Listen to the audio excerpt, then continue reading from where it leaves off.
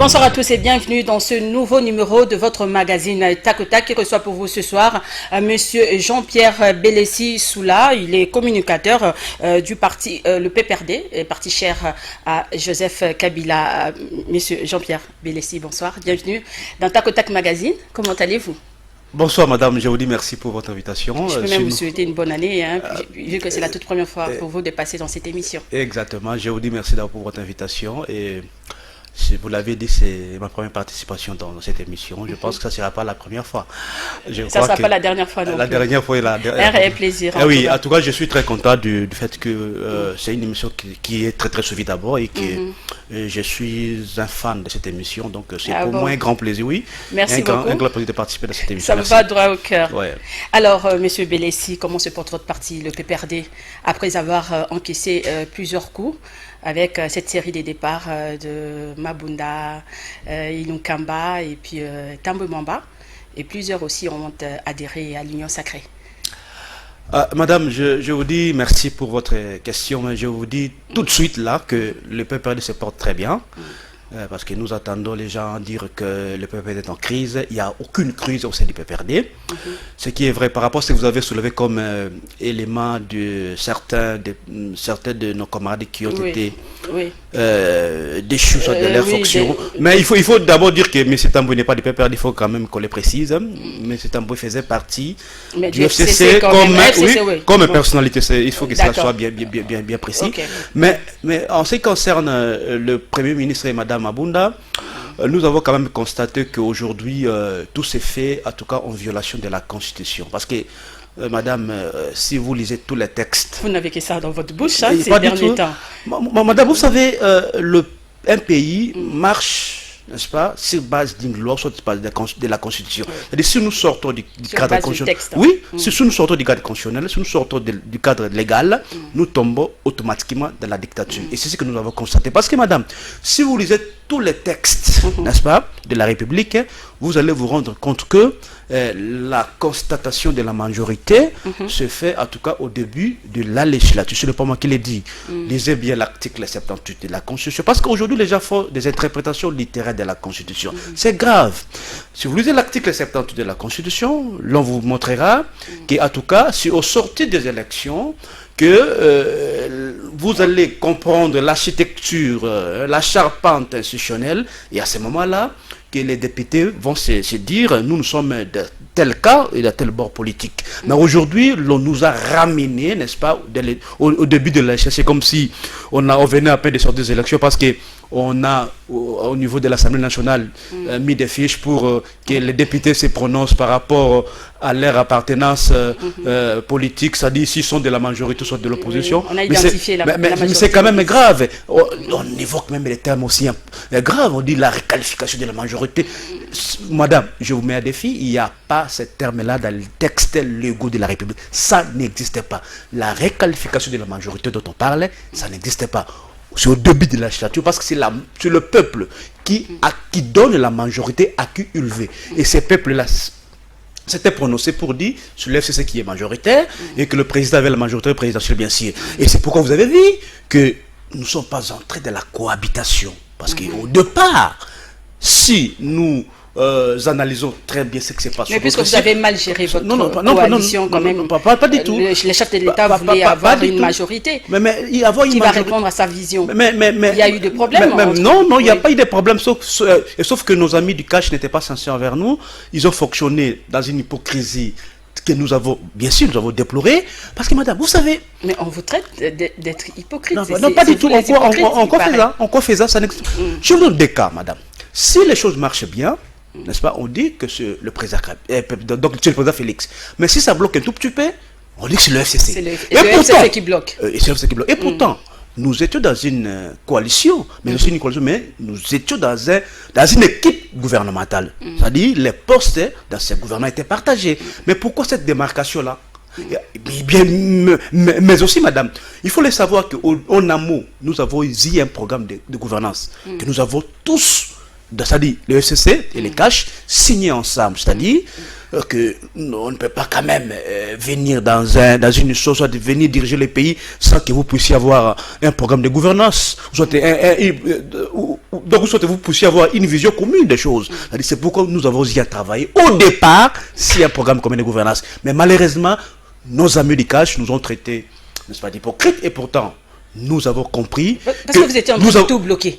Quand le chef de l'État dit quelque chose... Comment peut-on dire ce genre de propos? Vous dites le contraire. Vous n'avez pas laissé... Bien qu'il n'avait pas tous les leviers du pouvoir, vous n'avez pas laissé le chef de l'État travailler pendant 2 ans. Comment peut-on dire ça, madame? C'est gravissime. Comment peut-on dire ça? Qui peut bloquer le président de la République? Mais c'est grave quand même, lorsque les gens disent qu'on bloque le président de la République.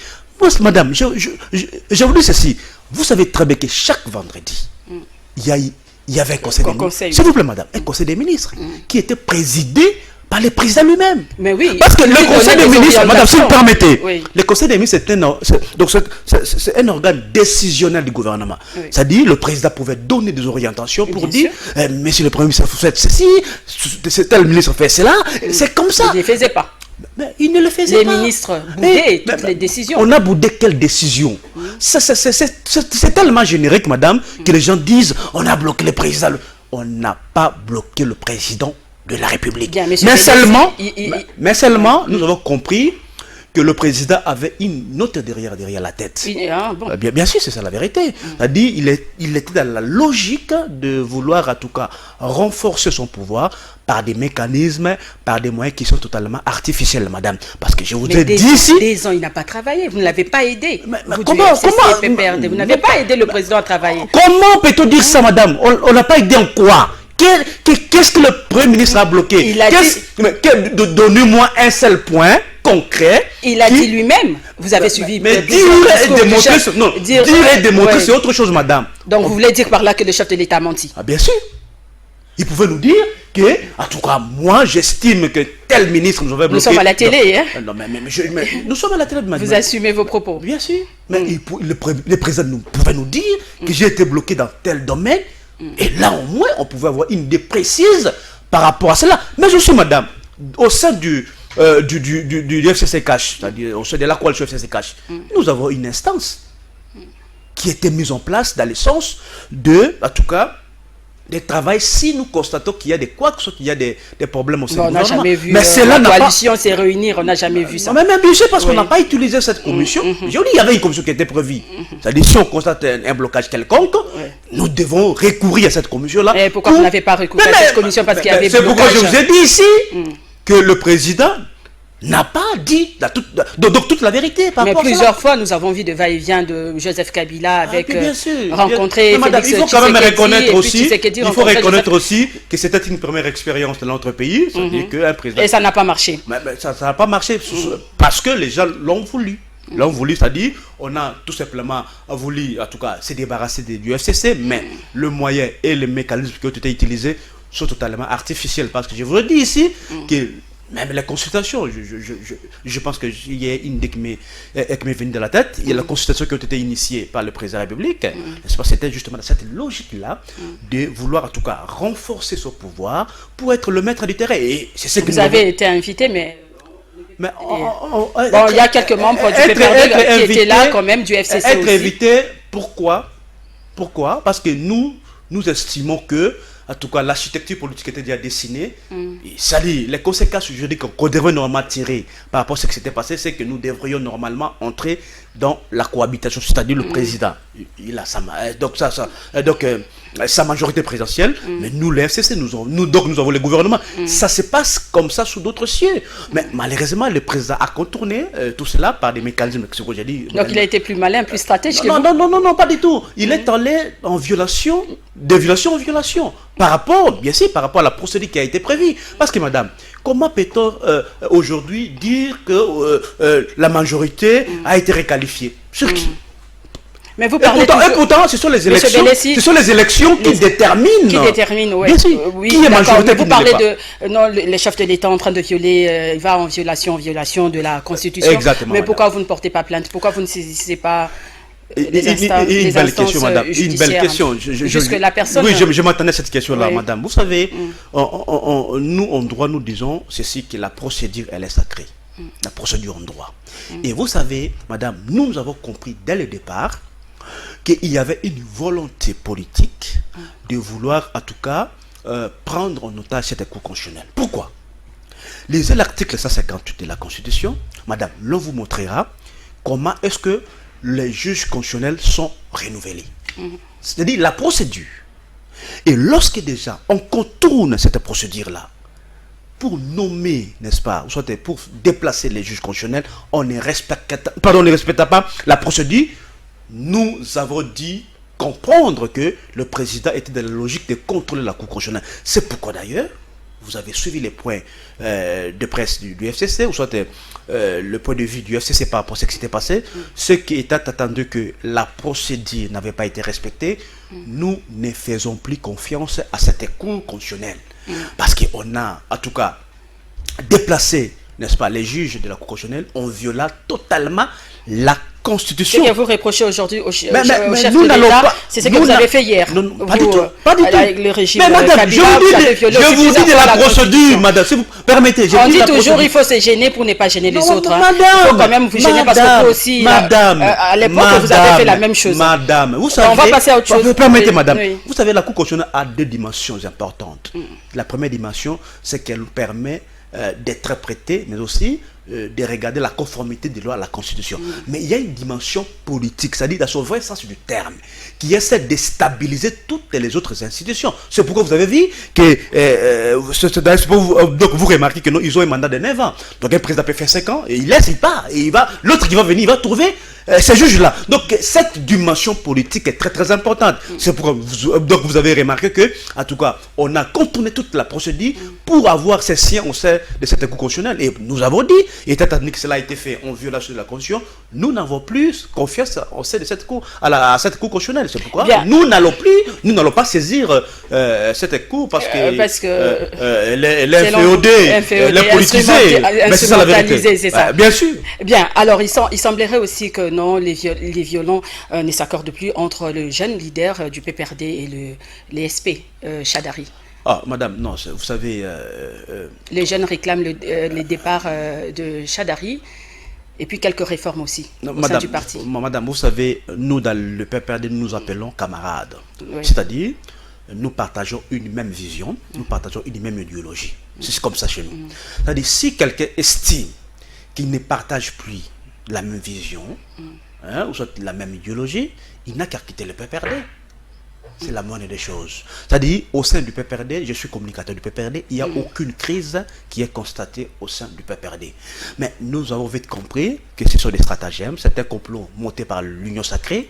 Ah bon, vous avez des preuves que c'est un complot madame, monté par l'Union. Vous accusez maintenant l'Union sacrée. Bien sûr, nous savons que c'est... Je rappelle que vous êtes dans l'opposition maintenant. Nous ne sommes pas dans l'opposition, madame. Vous posez plusieurs questions à la fois, madame. Permettez que je réponde de l'une après l'autre. D'accord, ok. Le leader, ce qui s'est passé. Alors, je vais revenir par rapport à ce que vous dites par rapport à l'opposition, si nous sommes dans l'opposition ou pas. Mais je vous dis tantôt ceci, madame, au sein du PPRD, il n'y a pas de crise. Parce que vous savez que le secrétaire permanent est nommé par le président national, qui est le président honoré Joseph Kabila Kabange, qui jusque-là fait confiance à son secrétaire permanent qui est Emmanuel Ramdan Chadari, à qui nous réitérons aussi notre soutien.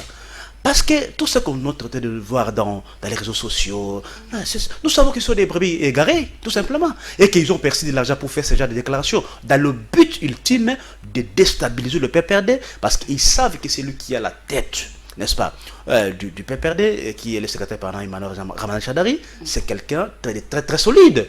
Alors il faut chercher par quel moyen. Donc bref, tout va très bien. Et dans la logique des réformes que vous avez soulevées ici, bien sûr le PPRD est dans la réforme totale. Nous sommes en réunion permanente d'ailleurs au sein du PPRD pour voir comment on va recoller le morceau, parce qu'il faut reconnaître qu'il y a eu plusieurs départs au sein du PPRD, mais nous avons tiré les conséquences de tout cela, c'est-à-dire que vous avez tiré des leçons aussi. Bien sûr, les leçons pour dire, en tout cas, les gens n'étaient pas venus au sein du PPRD sur base des convictions, et qu'aujourd'hui nous devons en tout cas réfère le PPRD avec ceux qui sont en tout cas restés fidèles au président national, mais aussi au secrétaire permanent. Donc nous sommes dans cette logique-là de la refonte, ou soit de la réforme du PPRD. Donc de ce point de vue-là, il n'y a pas de problème. Mais seulement nous avons vite compris que, en tout cas, c'est un complot qui est monté par l'Union sacrée. Je pèse mes mots parce que nous avons des éléments, n'est-ce pas? Nous avons vous avez des éléments, c'est l'Union sacrée qui est en train d'instrumentaliser vos jeunes. Bien sûr, d'instrumentaliser ces jeunes-là pour faire cette déclaration-là. Il n'y a aucune crise, j'insiste, je pèse bien mes mots, au sein du PPRD. Au sein du PPRD. Alors, je disais tantôt que vous êtes maintenant dans l'opposition, c'est confirmé, c'est officiel, avec Martin Fayoulou, vous voulez bien revenir Lissanga, Bonganga, Mouzitou. Madame, nous ne sommes pas dans l'opposition, malheureusement. Nous sommes dans la résistance. Dans la résistance. Exactement. Pourquoi? Parce que, vous savez... Pourquoi pas opposition, résistance? Il y a une différence. Il y a une grande différence, madame. Vous savez, madame, lorsque nous constatons, et c'est d'une manière permanente, la violation de la Constitution, madame, nous n'allons pas l'accepter. C'est ça le sens de la résistance. Vous avez organisé quand même des marches aussi. Permettez, madame. Permettez. Parce que si deux points de vue convergent, parce qu'aujourd'hui nous sommes en connivence avec le Lamouka, ou Lamouka, oui. Avec le... Non. Ça dit et le Lamouka et le FCC, le PPRD, nous constatons par ailleurs que, en tout cas, le président de la République est en train systématiquement de violer la Constitution. C'est pourquoi, face à cela, il faut résister. Parce que, madame, vous savez, la Constitution... J'espère que vous n'allez pas vous essouffler, hein, c'est pas facile. La Constitution, elle est l'œuvre de beaucoup de sacrifices de nos compatriotes. Il y a beaucoup de Congolais qui ont perdu de leur vie. Vous le reconnaissez maintenant? Non, ça a toujours été comme ça. Bon? Bien sûr. Il y a beaucoup de nos compatriotes. On vous a pas vu marcher. Permettez, madame. Il y a eu des ans d'existence. Permettez, vous n'avez pas marché. Vous n'avez rien dit. Si vous voulez, je vais y revenir là aussi. Non, allons-y. Alors voilà, parce que vous posez que c'est la fois. Permettez. Alors, je disais tantôt ceci que la Constitution, elle est l'œuvre de beaucoup de sacrifices. Nous devons la protéger. Mais aussi, madame, la boussole d'un chrétien, n'est-ce pas, c'est la Bible. La boussole d'un musulman, c'est le Coran. Mais la boussole d'un pays, c'est la Constitution. Alors, lorsque nous constatons qu'il y a quelqu'un, je vais les citer nommément, le président de la République, qui est dans la logique de violer la Constitution, et c'est d'une manière permanente, nous disons non. Même lorsque nous étions dans la coalition avec le président de la République, nous le disions toujours, que le président doit respecter la Constitution. Donc vous allez résister jusqu'à la fin. Nous allons résister. Vous allez organiser des marches. Nous allons résister jusqu'à ce que cette Constitution sera respectée. Mais aussi, nous prenons à témoin le peuple congolais. Parce que c'est lui le souverain primaire. Oui. Pour dire... Vous parlez toujours au nom du peuple congolais, mais après ce que vous faites, c'est contraire. On fait quoi, madame? Vous accusez les gens à tort et à travers. Mais c'est ce qu'on est en train de voir, on remarque avec nos politiques. C'est ce que nous remarquons. Vous parlez toujours au nom du peuple, mais ce sont vos intérêts personnels. Mais madame, celui qui vous parle ici fait la politique sur base des convictions. Moi, depuis que je suis dans le PPRD, je n'ai jamais occupé, n'est-ce pas, un poste quelconque, mais je suis dans le PPRD parce que j'ai vu que dans le PPRD, il y avait une idéologie et il y avait une vision. C'est pourquoi je suis là. Donc, rapidement. Nous sommes dans la résistance, justement, c'est parce que, en tout cas, il y a la volonté délibérée de nos dirigeants actuels en tout cas, de saper la Constitution. C'est pourquoi nous allons résister pour que cette Constitution soit respectée. C'est ça la logique du PPRD, madame. Voilà. Bien. Alors, nous allons passer à l'actualité. Hein, vous le savez, j'ai posé ici, la fois passée, la question de savoir qui pour succéder à Ilunkamba. Eh bien, vous avez déjà la réponse. C'est Jean-Michel Sama Lukonde. C'est lui le nouveau premier ministre, le nouveau chef du gouvernement. Et qui est-il? Nous vous proposons ce portrait dans notre rubrique La Libre Info. Suivez. Né à Paris le 4 août 1977, Sama Lukonde Kenge est un ingénieur de formation. Brillant étudiant, il est diplômé en chimie industrielle en 1996 à l'Institut technique de Mutoshi au Katanga, en 2000 en informatique technique de l'information en Afrique du Sud, ainsi que de l'Université de Lubumbashi en chimie option inorganique et métallurgie en 2006. Sa carrière professionnelle débute en Afrique du Sud à MultiChoice Africa, Kinshasa avant de rentrer au pays en 2001 où il évolue dans les secteurs miniers jusqu'en 2004 dans un projet de partenariat GECAMINE, EDINA et Triple K sur le site Kamwela, Luisha et Kabolela. Sama Lukonde est baigné dans la politique depuis son plus jeune âge, mais il s'engage formellement en 2003. En 2006, il entame son parcours comme député national jusqu'en 2011. Il entre au gouvernement central par nomination en 2015 en qualité de ministre de la Jeunesse, Sport et Loisirs. Quelque temps après, il a renoncé à ses multiples avantages en démissionnant du gouvernement central afin de défendre ses idéaux et convictions politiques dans le respect de la Constitution. Nommé directeur général à la GECAMINE par Félix Tshisekedi en 2019, aux côtés d'Albert Yuma, l'homme a autant de faits qui illustrent ses valeurs républicaines et sa loyauté envers son pays. Il est donc un des plus grands espoirs de la nouvelle génération et de la jeunesse congolaise. Marié et père de 3 enfants, Sama Lukonde est fils unique d'une famille de 8 enfants. Il est fils de Faustine Caputo et Stéphane Lukonde, tous deux déjà décédés. Le successeur de Sylvestre Ilunga Ilunkamba entre donc en fonction ce lundi 15 février 2021 après sa nomination par le chef de l'État Félix Tshisekedi. Il devra procéder à la formation du gouvernement qu'il doit chapeauter incessamment. Bien, voilà. Alors, Monsieur Jean-Pierre Bélessi, le chef de l'État, Félix Tshisekedi, a son premier ministre, Jean-Michel Sama Lukonde. Comment avez-vous trouvé son choix? Madame, bon, moi je ne voudrais pas anticiper avec les analyses. Parce que vous savez très bien que le choix qu'a fait le président de la République, s'il faut dénicher une qualité dans ces choix, c'est la jeunesse. La jeunesse, oui. La jeunesse, parce qu'il faut savoir que la population congolaise, elle est constituée, en tout cas 80%, soit 85% par la jeunesse. Donc lorsqu'on arrive à responsabiliser la jeunesse, c'est une bonne chose. Moi j'apprécie là au-dessus. Oui. Mais madame, moi je fais les droits. Nous, dans la logique, parce que nous avons appris la logique en droit, l'on nous enseigne ceci, que lorsque les prémices sont mauvaises, donc la conclusion le sera également. Parce que si vous lisez, si vous regardez les prémices de l'union sacrée, c'est que l'union sacrée est assise sur les antivaleurs. Les antivaleurs. Exactement. Donc l'union sacrée est assise sur la corruption. L'union sacrée est assise sur l'achat de conscience, parce que ce n'est pas moi qui l'ai dit, madame. Vous avez vu que pour adhérer à l'union sacrée, il y a des gens qui ont réussi de l'argent. Je n'ai rien vu, moi. Non, vous m'apprenez, moi je n'ai rien vu. Si vous n'avez rien vu, je n'ai pas de preuves jusque-là. Vous dites que non, les gens ont perçu de l'argent. Si vous n'avez rien vu, tout ça, mais on n'a rien vu. Madame, si vous n'avez rien dit. Si vous avez de preuves, alors. Je vais vous les donner, oui, après l'émission, si je vais vous les donner. Mais aussi, la preuve est la plus éloquente. Parce que vous savez, on doit. Un aveu, c'est une preuve. On peut changer d'avis, s'il vous plaît, monsieur Bélessi. Je ne vous coupe pas la parole. Mais quand ça ne va pas. Laissez-moi le temps de poursuivre avec mon raisonnement. Allez-y, d'accord, je vous en prie. Comme ça, je n'aurai pas la cohérence d'idées. Alors, je disais aussi, madame, que c'est ça le soubassement de l'union sacrée, madame. J'ai reconnu j'ai vite remarqué dans le discours du Premier ministre qu'il a soulevé un critère important. C'est-à-dire la moralité publique. Oui, surtout ça. Surtout ça. Parce que nous savons qu'en termes de moralité publique, l'union sacrée est mal partie. Est mal partie, madame. Vous voulez avoir les preuves, madame. Nous, on doit, lorsque quelqu'un fait un aveu, c'est une preuve éloquente de la corruption.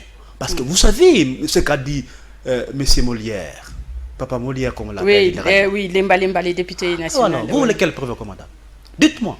Quelqu'un qui vous dit clairement, peut-être pour amuser la galerie. Non, madame, on ne peut pas jouer avec la République. Il a un sens. On ne peut pas jouer avec la République, madame.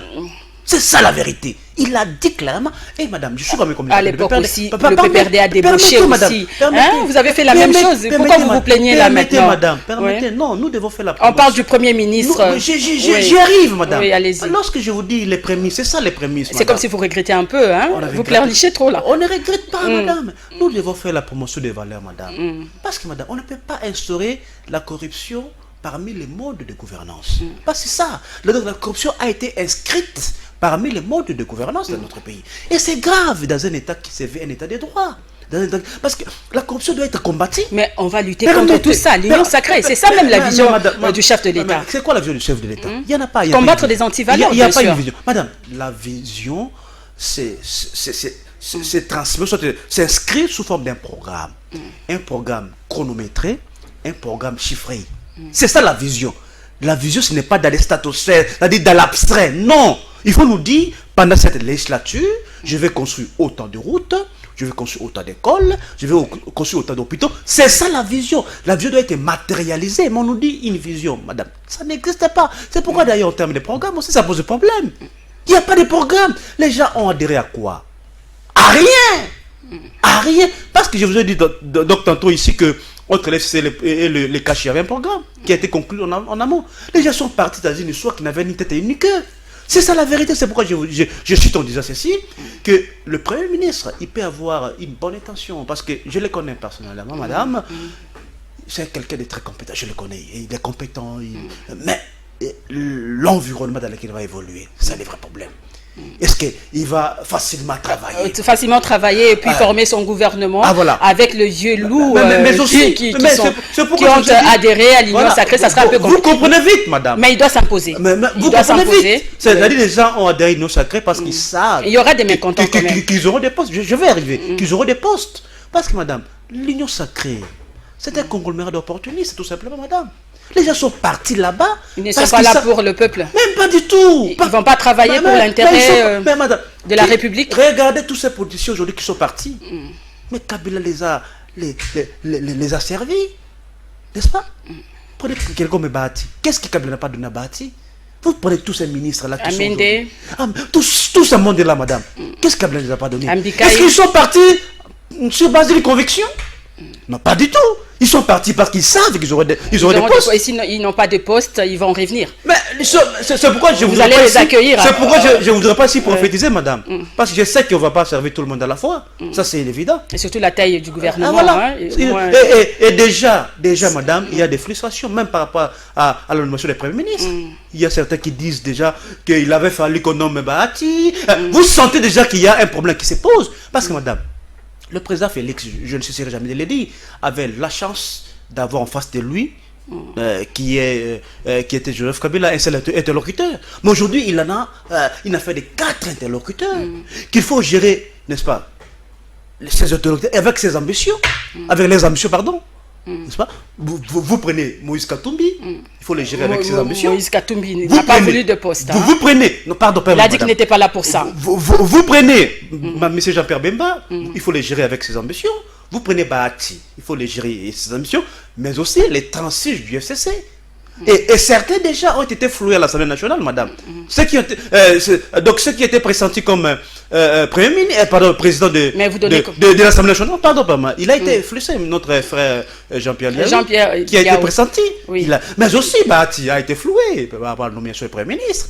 Et vous sentez, madame, que je prophétise d'ailleurs pour dire qu'à la sortie de ce gouvernement, vous allez assister à la mort de l'Union sacrée, tout simplement. À la mort de l'Union sacrée. Bien sûr, vous allez assister à la mort de l'Union sacrée. Parce que je sais... Vous êtes un prophète malheur. Donc, je ne prophétise pas d'une manière malheureuse, mais seulement, nous constatons, nous savons tous ceux qui sont partis, qu'ils sont là. Donc, vous ne donnez pas une chance à ce gouvernement. Je ne donnerai pas la chance. Est-ce que le gouvernement va répondre aux besoins de la population? De toute façon, c'est pourquoi je vous ai dit déjà ici que je ne voudrais pas déjà anticiper avec mes analyses, parce que le gouvernement, c'est une équipe. Oui, une équipe, des hommes et des femmes. Donc, nous allons attendre la sortie de ce gouvernement pour jauger la capacité managériale de ce gouvernement dans le sens de résoudre justement les problèmes de la population. Je pense que, madame, les vraies questions s'imposent aujourd'hui dans notre pays, même dans la capitale aujourd'hui.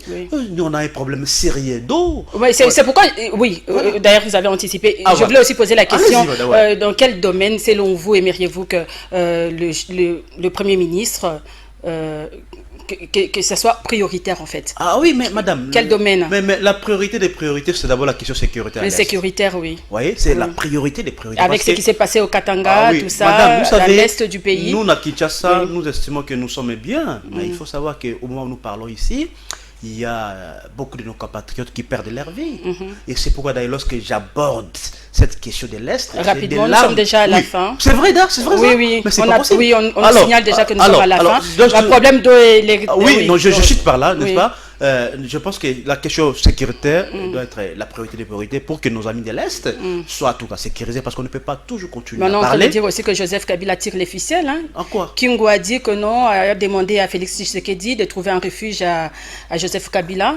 Non, madame, vous savez... Il est un danger permanent là-bas. Madame, avec John Numbi, avec ses silences... Lorsque les gens font des allégations gratuites comme ça, des accusations gratuites, attention, parce que si l'on vous demande d'éprouver tout cela... Mais puisqu'il n'y a aucune déclaration après ce qui s'est passé, le Katangé, il est notable. Non, madame. Joseph Kabila est quand même parmi les notables. Je ne refuse pas tout ça. Aucune déclaration, rien. Silence radio. Mais Kingo a... Complicité ou pas? Non, pas du tout. Quelle complicité, madame? Non, vous avec voyez... les Bakatakataka. Non, pas du tout, madame. Vous savez, la question sécuritaire doit être traitée sans parti, pour soit sans coloration politique. Parce que les pays nous appartiennent nous tous. Oui, il faut parler Congo. Mais aussi, madame. Lorsque je vous ai dit ici du respect de la Constitution, c'est justement par rapport à tout cela. Oui. Parce que lorsqu'il y a les sentiments d'injustice, lorsqu'il y a les sentiments du forcing, ça crée la frustration pour dire, aujourd'hui, il y a une certaine catégorie de personnes qui sont privilégiées que les autres. Et ça crée la frustration. C'est pourquoi nous disons que la Constitution doit être respectée. Et surtout que nous sommes dans une phase, n'est-ce pas, de la reconstruction de notre pays, mais aussi du point de vue légal, ou soit du point de vue constitutionnel, et que la Constitution doit être sauvegardée. C'est très important. Je cite en disant ceci, que la question d'eau, l'électricité à Kinshasa, je sais pas. C'est terrible, hein, c'est partout maintenant. Je ne sais pas si aujourd'hui on peut reparler de l'eau à Kinshasa. Parce qu'aujourd'hui, ce qui fait... c'est depuis, ça date. C'est pas... Non, non, 18 ans. Non, c'est depuis. Oui, pendant 18 ans, 2 ans de... Alors, en termes de statistiques, je ne suis pas... La situation ne fait que s'empirer. Non, c'est depuis. Non, pas du tout, pas du tout. Mais aujourd'hui, n'est-ce pas, vous savez que l'eau du forage est devenue... donc, je ne sais pas, c'est l'eau que nous consommons aujourd'hui. Oui. Mais pendant le règne de Joseph Kabila, on n'a pas consommé l'eau du forage à Kinshasa, madame. De quoi vous parlez? C'est ça la vérité. Mais aujourd'hui, le forage fait un succès total à Kinshasa. Total. On n'a pas connu ça à Kinshasa depuis l'illustre, madame. Non, depuis l'époque de Joseph Kabila, il y avait un problème d'électricité. Il y avait un problème d'eau aussi. Vous n'avez rien fait pour changer tout ça. Je ne refuse pas, mais en termes de statistiques, madame, nous reculons au lieu que qu'on avance. C'est ça la vérité.